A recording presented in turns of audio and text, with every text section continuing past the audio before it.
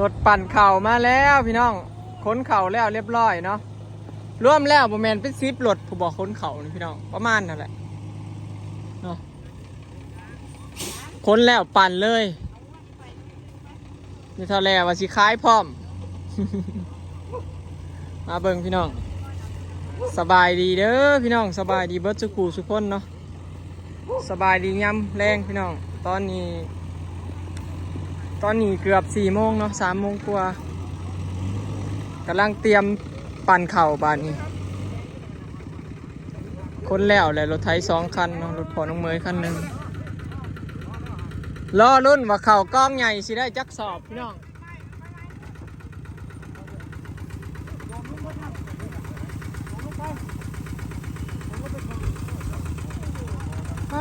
กองเข่าเป็นตาสิได้6-70 สอบนะพอทาเลย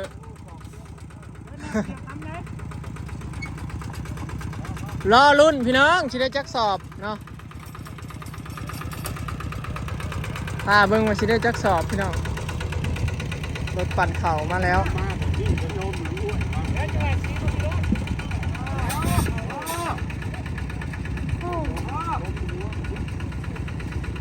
เข่ากล้องถ่วมรถพี่น้องสิได้จักสอบเด้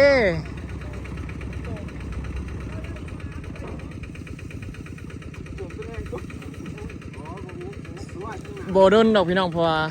รถใหญ่เนาะใครดอกข้าเจ้าปั่นให้เนาะมันยากพี่น้องมึงเราขุดคุ้มเอียงรถปั่นเลยคักขนาดล้มสิบสุเขาหัวเจ้าของบ่นี่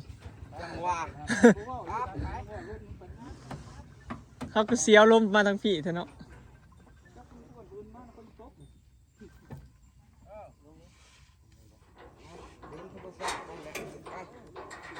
เอารอลุ้นพี่น้องเอ้ย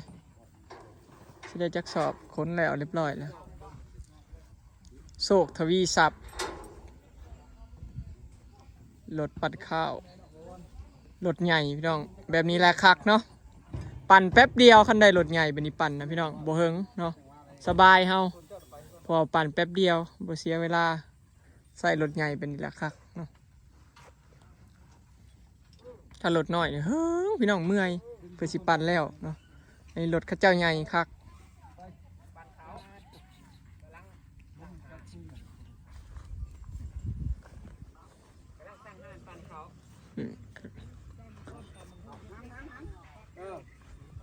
ถ้ารุ่นเด้อ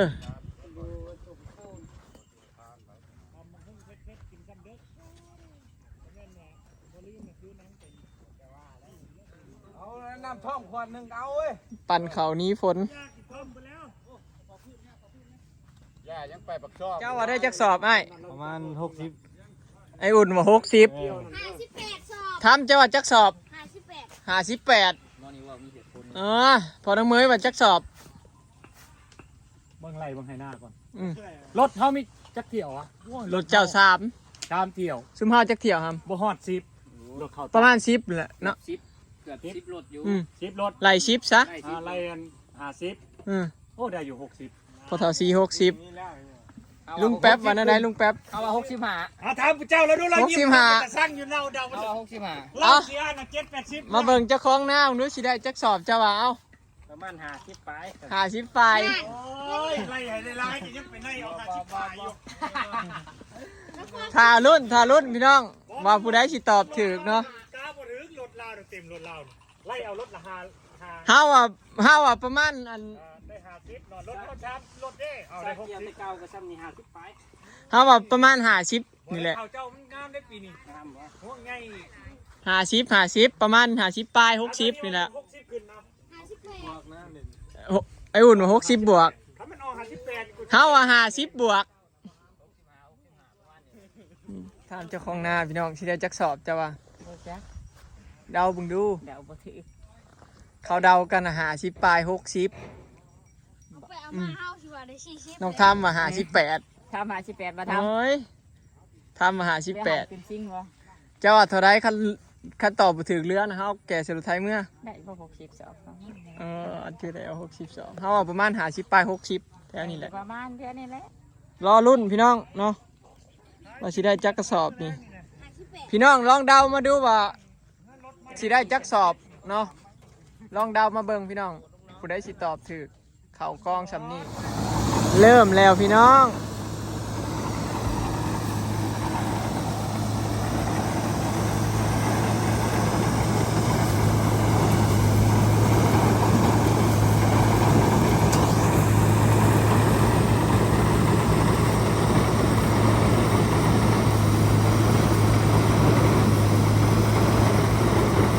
รุ่นว่าสิได้จักกระสอบ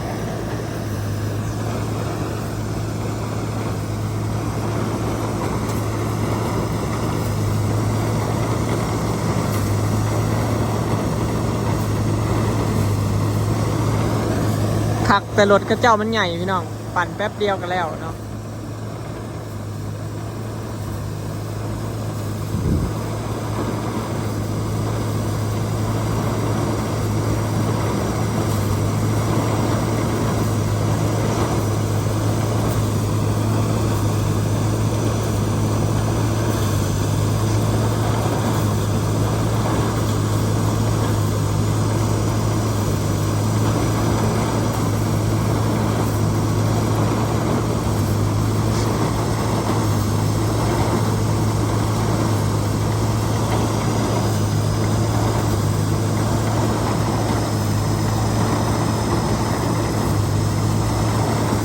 ส่วนเฮากับคนงานก็เจ้าร้ายเลยพี่น้องเฮาถ่าค้นขึ้นเล่าซอยเล่าเนาะพอปั่นแล้วเล่าขึ้นเล่าเลยพี่น้องย่านค้นทำ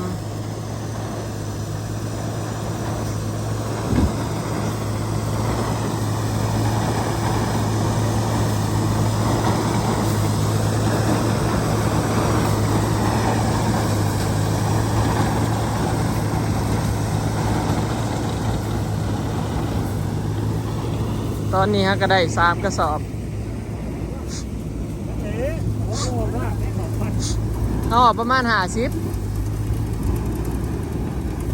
คนขอซัดมือชื่อเขาต้องมาว่า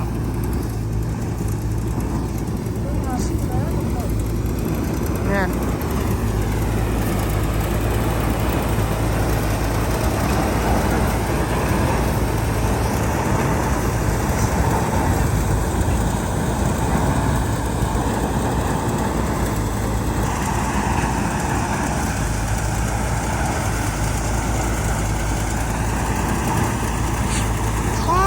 โถล้มสู่ขึ้นมาลีมาว่าแล้วล้มมันทั้งพี่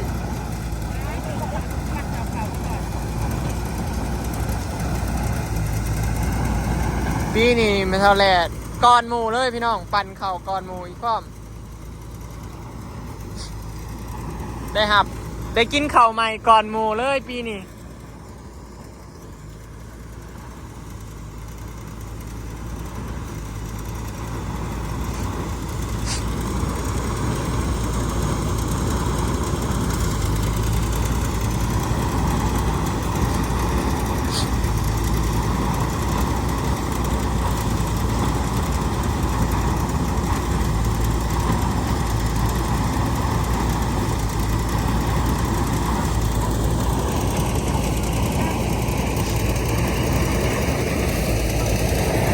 คนเข่าขึ้นแล้วเฮาก็สิมากินข้าวน้ำไม่เท่าแลนี่แล้วได้กินข้าวใหม่ก่อนหมูเด้ มาซิมข้าวใหม่น้ำไม่เท่าแลตอนนี้เฮาก็ได้7 สอบ 8 สอบพี่น้องรอรุ่นมาสิได้50 ปลายสอบ60 สอบบ่เข่ากองใหญ่นี่ช่วงปักเบรกพี่น้องพาปั่นเข่าแล้ว มาเด้อพี่น้องมาเด้อผมแม่นกินยาได้เนี่ยกินพัก ตาซีกินสมมาเด้อกินสมมะขามพี่น้องแจ่วหวานแซ่บประมาณถ่าค้นเข่าขึ้นเหล้าพี่น้องบัดนี้เจ๊แหลกกับบัวไฮขาดในหิวพี่น้องน้ำอิ่มร้อยแป๊บซี่ไปซื้อมาให้ระดับเจ๊ไม่ต้องห่วงเลี้ยงเหลือเกลืออิ่มอยู่กูแฝดว่าขั้นบ่อิ่มเขาสิขางัวสู่กิน เนาะ ไล่กับมายังเนี่ยไอ้ยี่กินอ่ะปุ๊บเราก็ได้แล้ว เข้าสิเบิดนะส้มซ้ำถาเขาปั่นแล้วพี่น้องเอารถใหญ่นั่นนี่ก็ดีได้คนเขาหลายหาเลือกเอาแต่รถที่คนหลายได้พี่น้องเขาจังบ่เมื่อยเนาะอันนี้เขาเมื่อยคนเข่าแล้วยังมาเมื่อยปั่นเข่าเนาะบ่คุ้มคือบ้านบ่ออ้อยนี่เขาบ่ได้จับเลยเด้อพี่น้องเขาถ่าแต่มัดกระสอบเข่าแบกขึ้นเล่าเด้บ่คือทางนี้เด้อันนี้เจ้าของหน้าได้ซอยเนาะอยู่บ้านบ่ออ้อยมีแต่ถ่าเอาขึ้นเล่าอย่างเดียวเลยจบเนาะบ่ยากปีนี้และใครแน่คนงานเขาหลายปีนี้เขาก็เลือกเอาคนหลายๆเด้วยพอเท่ารถปั่นเขาก็เอารถปั่นใหญ่นี่จังคักแล้วไว้พอแต่ละปีนะเขาเมื่อยปั่นเขากับพ่อแห้งพี่น้องคนงานเขาหน่อยหันมาอีกที่เข่าบกวาบวาบพี่น้องไว้ขนาดรถใหญ่เนาะสมว่ารถปั่นเข่าใหญ่ลีแป๊บเดียวเข่าสิเบิร์ดล่ะได้หลายสอบเติบเลยได้ตอนนี้พี่น้องเบิ่งทารุ่นเนาะเข่ากับสิเบิร์ดนั่นแหละอีกบ่โดนได้จักสอบแล้วเจ๊ได้จักสอบแล้วสิได้ฮอดเป้าหมายเขาอยู่บ่60 สอบนะ2 4 6 8 10 12 14 16 17 18 19 20 21 22 23 24 25 26 27 28สอบพี่น้องตอนนี้ได้28สอบจ้า29สอบบอยมานาชีฮอดอยู่พี่น้อง50ปลายเนาะประมาณนี้บอลูด50ดอกเนาะอย่างบ่ได้ก็ได้คิดว่าประมาณนี้แหละเนาะ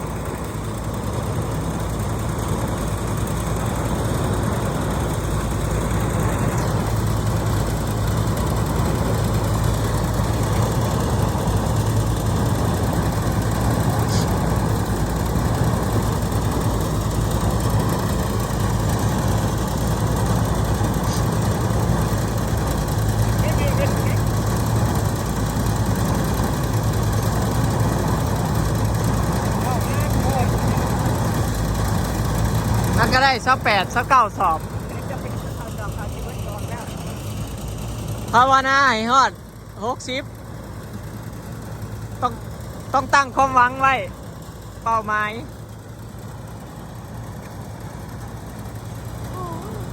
เข่ากองใหญ่บกมึงวับวับรถ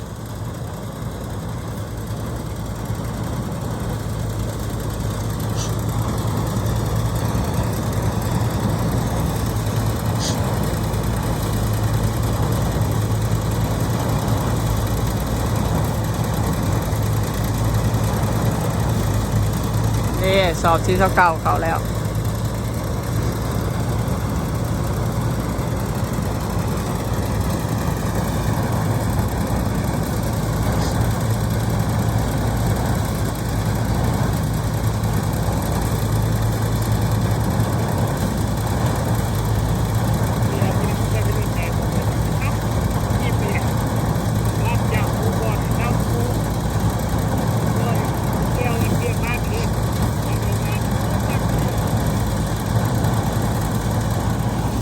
เข่าเบิดแล้วพี่น้อง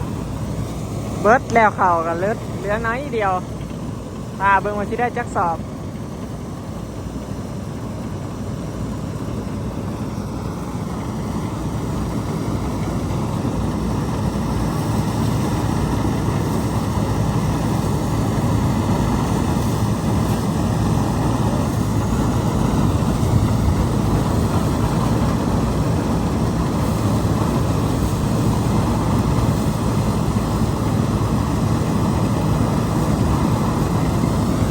พระเจ้าเอากัน100 ละ 6 สอบพี่น้อง100 สอบต่อ6 กระสอบเนาะขาปั่นแพงกว่าพี่น้อง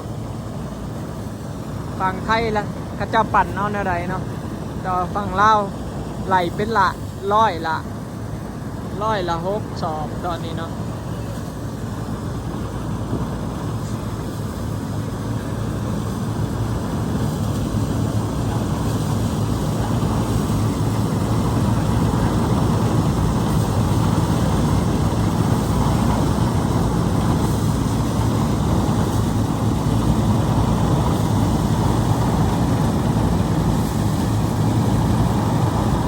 แล้วพี่น้องเบิดเรียบร้อยสีฮอดบ่60 สอบนี่ฮอดบ่50 สอบ ราคาลงมาเมื่อกี้มาว่างนี่ว่าชุดท้ายที่เข่าเกี่ยวเนาะนักเด้เข่าเกี่ยวนะว่าชุดท้ายนะ เบิดแต่พี่น้องแล้วแต่ตอบคาล้านนี่คือประมาณสอบนี่แล้วล้าน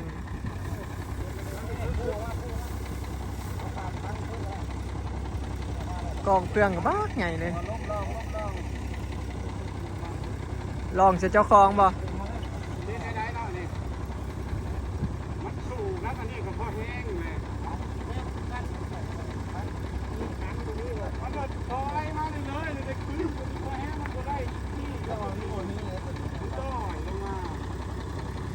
เดี๋ยวถ้านับตัวเรือล้านพี่น้องเพิ่นเข่าขี้ล้านเนาะส่วนหลายเขาโตสอบขี้ล้านเขาเจ้าบ่ไหลพี่น้องแล้วเอาขี้ไหลเอาแต่ซุ่มที่ปั่นเนาะขี้ล้านเขาเจ้าบ่ไหลเอาขี้ล้านนี่ก็หลายเติบประมาณสอบพุ่นละ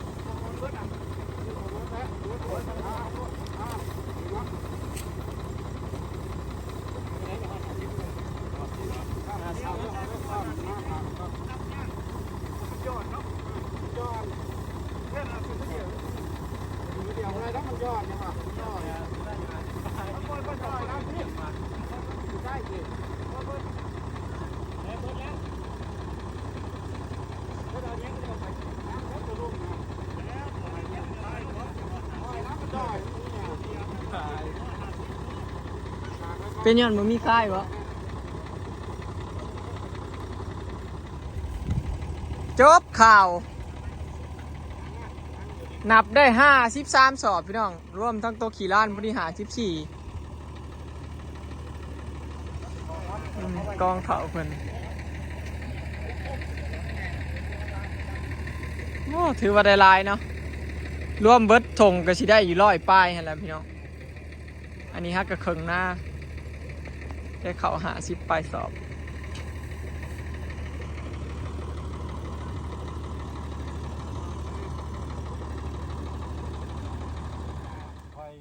พี่ สรุปแล้วได้53 นั่นแล้ว ทางกีฬา ใช้ ถ้าขี่ล้าน54 ใช้ผู้60นะเมื่อแล้ว แสดงว่าไพ่ตอบถูกเนี่ยพี่น้อง สรุปเข่าเมทัลแลได้54รวมทั้งขี่ล้าน พี่มันมาช่วงคือกลางพี่มันมาเจอเข่าเกี้ยวนะมันหนักทุยนะตัวนั้นอะไรทั้งตัวอีทนั่นมุปได้มันเข่า เอานับเผื่อคอยนับพิษ เข่าเกี้ยว เผื่อได้60นับไหม จะซ้อมว่าชนะมันนาแต่เท่าเท่าเข่าเกี้ยวต่าง ปีนี้เพิ่นอร่อยละสี่บ้างเมื่อไหร่นะ ปีนี้เอา100เท่าไรร้อยละ5หรือ4 โอ้บ้านแล้วร้อยละ10บ่ไหว้แล้ว ปันแล้วพอ100ละ10ห่วย ก็จะเพิ่งให้ได้เนาะ เอาเขายัดเทิงนี่เนาะ ย้อมมาเลยต่อจะเพิ่งให้ย้อมโลด 100ละ6คือเก่าบ่100ละ6สอบพี่น้อง เมนลอยละห้า ร้อยละ3เท่านั้นมาปั่นเดียวแม่ร้อยละ3คือมันว่าร้อยละ5ที่เนี่ยนี่ปั่นจนเบิดท่งข่อยหน้า แล้วมาปั่นเนี่ยคอยจะเลี้ยวทุ่ง รอบสุดท้ายบ่ สรุปพี่น้องก็คือได้อยู่54ทั้งขี่ล้านเนาะ ยาวบ่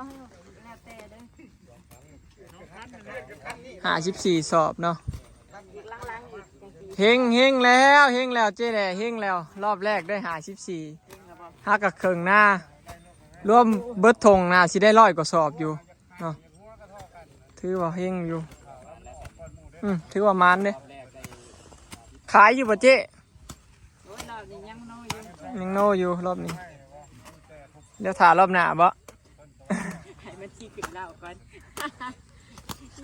รอบแรกน่ะบ่ได้ขายเด้อพี่น้องให้มันขึ้นเหล้าก่อนเนาะพูนปั่นรอบสุดท้ายพุ่นแหละจังว่ามันขี้ข้านแบกคือเหล้าเนาะรอบสุดท้ายขาย ก็สอบปล่อยแล้วเปลี่ยนสอบไปปล่อยเด้อ สองห้าครับทำกันเอาไปได้เอามารถเอาลงมาเอามาใหญ่ลื่นกัน สิเอาเมื่อเลยบ่ จักกูจักน้ำเขาไปเลยไหนโทรหาเยวุฒิบ่ ตัวสะท้อนบ่จักสามเอาจัก3 สอบก็ได้แล้วนะเหลือแหละ คล้ายๆเป็นตัวเมีย ไป ซิมอนปัดไส้กับถ่าสิไปเล่นซาวอยู่เด้อเนี่ยสิไปเปซาวอยู่สิเอาขึ้นแล้วเอาขึ้นรถ บ่ทันชายแล้วน้องพี่น้อง มีแต่กายกับกายอะไรบ่มีเขากิน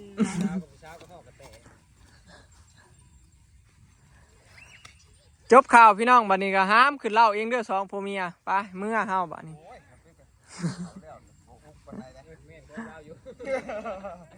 ปุ๊บคนอย่างคนมาห้ามจะสิห้าม ทั้งคนทั้งแหลนย่านฝนมาบ่ แล้วหมอนั่นหมอก้อยก็ยังว่าสิพานอยู่บ่ของเฮาบ่ซั่นว่าแล้วว่ะกระตูมกู้ไว้กับพานว่ะ เฮ็ดหน้าแต่ละปีก็มีแต่แหลนหนี้ฝนพี่น้องบ่ได้ย่านหยังดอก มีแต่ปบเมื่อยน้ำปบฝนบ่เป็นหยังดอกฟ้าวเร่งคนจนอยากตายฟ้าวหนี้แต่ฝน ทำกันนั่นแหละ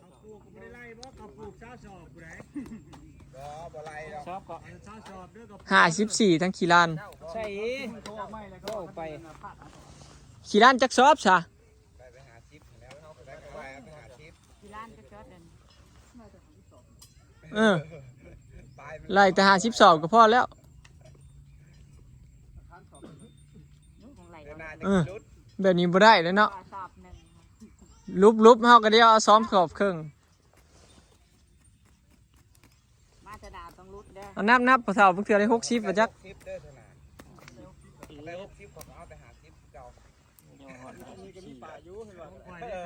ถ้าเลยว่า51เจ้าเอามือนำเลยพี่น้องเอามือนำเลยแบบนี้ก็ดีเอาอยากปั่นอยู่ซะก็ได้บอยเดาถึกพี่น้องผู้ใดเดาถึกแน่เนาะ50ไปสอบ